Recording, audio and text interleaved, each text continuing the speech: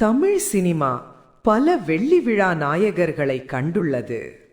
அந்த வரிசையில் தனக்கென ஒரு முத்திரையை பதித்தவர் இயக்குனர் ஆர். சுந்தர்ராஜன். அவரது திரைப்பயணம் சாதாரணமாக தொடங்கவில்லை, பயணங்கள் முடிவதில்லை என்ற வெற்றி படத்தின் மூலம் தமிழ் ரசிகர்களின் கவனத்தை ஈர்த்தார். அதன் பின்னர் வைதேகி காத்திருந்தாள், அம்மன் கோவில் கிழக்காலே, மெல்ல திறந்தது கதவு போன்ற பல உணர்ச்சி படங்களை வழங்கி குடும்ப ரசிகர்களின் மனதில் இடம் பிடித்தார். ஆனால் சமீபத்திய ஒரு பேட்டியில் அவர் பகிர்ந்த நினைவுகள் அனைவரையும் ஆச்சரியப்பட வைத்துள்ளது. தன்னுடைய குழந்தை பருவ நண்பரான கே. பாக்யராஜ் குறித்து அவர் மனம் திறந்து பேசியுள்ளார். நானும் பாக்யராஜும் 1ஆம் வகுப்பு முதல் சேர்ந்து படித்தவர்கள்.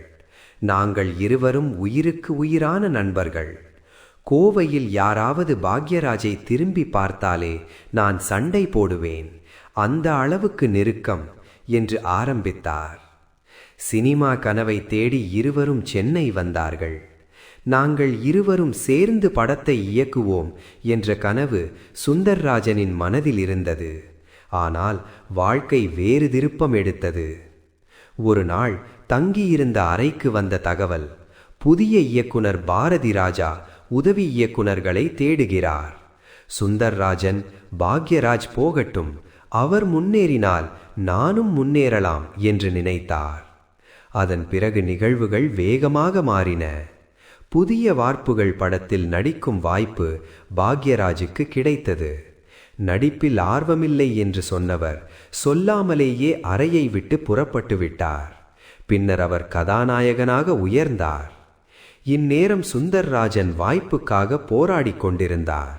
அப்போது பாக்யராஜிடமிருந்து வந்த கடிதம், ஊருக்கு போய் சகோதரிகளின் திருமணத்தை முடித்து வை, நான் இயக்குனரானதும் அழைக்கிறேன் என்ற செய்தி. அதற்கு நன்றி தெரிவித்து அதே கடிதத்தை திருப்பி அனுப்பியதாக அவர் கூறுகிறார். பிறகு மௌனகீதங்கள் படம் வெளியானது. அந்த படத்தை பார்த்த சுந்தர்ராஜன், நண்பன் வெற்றி பெற்றான் என்ற மகிழ்ச்சியில் திரையரங்கிலிருந்து வெளியே வந்தார். ஆனால் அங்கு நடந்த சம்பவம் அவரது மனதில் காயமாக பதிந்தது. மேல் மாடியில் இருந்த பாக்யராஜ் பழக்கமான பழனிசாமி மூலம் அழைத்தார். அவன் நேராக அழைத்திருந்தால் போயிருப்பேன், ஆனால் மற்றொருவரை வைத்து அழைத்தார். அந்த அளவுக்கு எங்கள் நட்பு இல்லை என்று வேதனையுடன் தெரிவித்துள்ளார். மவுண்ட் ரோட்டில் நடந்தபடி சென்ற சுந்தர்ராஜன் ஒரு கட்டத்தில் கோபத்தில் கல்லையே தூக்கினார் என்றும் கூறியுள்ளார். அவன் சொன்னால் கேட்க மாட்டான் என்று பாக்யராஜ் கூறியதாகவும் நினைவுபடுத்துகிறார். ஒரு காலத்தில் உயிருக்கு உயிரான நண்பர்கள், இன்று அந்த நட்பின் நினைவுகள் மட்டும். வெற்றியின் பின்னால் மறைந்து கிடக்கும் மனித உறவுகளின் சிக்கல்கள் மீண்டும் பேசப்படுகின்றன. இந்த உணர்ச்சிமிக்க பேட்டி தற்போது ரசிகர்களிடையே பெரும் விவாதத்தை கிளப்பியுள்ளது.